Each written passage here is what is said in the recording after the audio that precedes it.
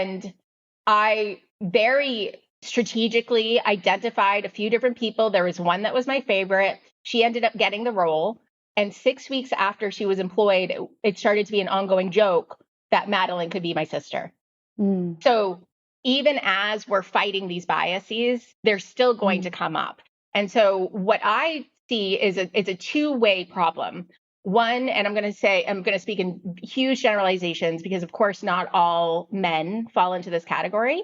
But I do believe that folks that are in this hidden workforce that are underrepresented can feel an intimidation coming into spaces like ours, for example, and might disqualify out themselves. And when I talk to young folks in our organization, I'm very involved with the internship program. You can take Allie out of youth development. You can't take youth development out of Allie. I can't stop both stuff.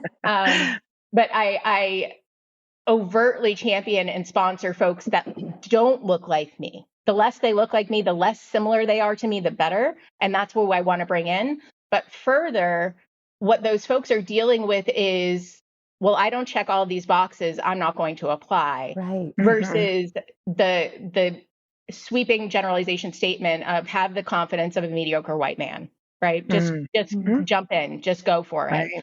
And I encourage young people every day to do that thing because it's a much bigger risk for the underrepresented workforce than it is for white men of privilege.